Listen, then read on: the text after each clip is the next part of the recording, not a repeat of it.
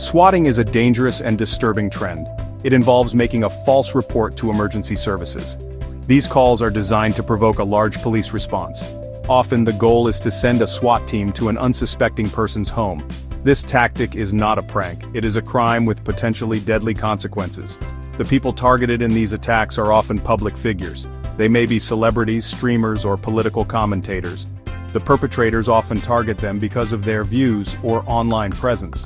The recent surge in swatting incidents targeting conservatives is alarming. This dangerous trend is a form of harassment. It is intended to silence and intimidate those with different political viewpoints. This essay will delve into the specifics of this concerning trend. We will examine its impact on victims and society. We will also explore the responses from law enforcement. Finally, we will look at the legislative efforts aimed at curbing this dangerous crime. In recent years, a disturbing pattern has emerged. Conservatives, particularly those who are vocal about their political beliefs, have become targets of swatting. These attacks are not random. They are deliberate attempts to silence and intimidate those with conservative viewpoints. This trend is a form of political intimidation. It seeks to silence dissenting voices through fear and harassment. The perpetrators of these attacks often use sophisticated methods to conceal their identities. This makes it challenging for law enforcement to track them down. They exploit technology to make anonymous calls and mask their online activity. This anonymity emboldens the attackers. It makes it more difficult to hold them accountable for their actions. The rise of swatting against conservatives is a dangerous escalation of political intolerance. It requires a swift and decisive response to protect the First Amendment rights of all individuals, regardless of their political beliefs. The victims of swatting are not just names in the news. They are real people with families and lives that are turned upside down by these terrifying experiences. One such victim is Chad Caton, a conservative influencer from South Carolina. Caton was awakened at 3 a.m. by a SWAT team surrounding his home. The experience was traumatizing for Caton and his family. Another victim is Larry Taunton, who was swatted at his home in Alabama. Police arrived with semi-automatic rifles responding to a false report of executions taking place at his residence. The emotional toll on Taunton was immense.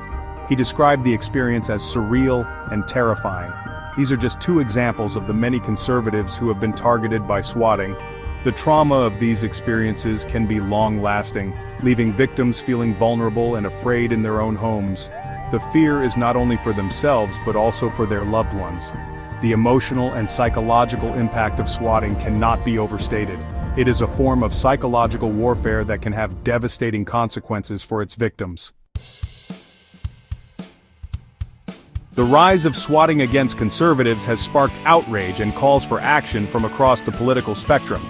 Law enforcement agencies are taking the threat seriously, dedicating more resources to investigate these cases.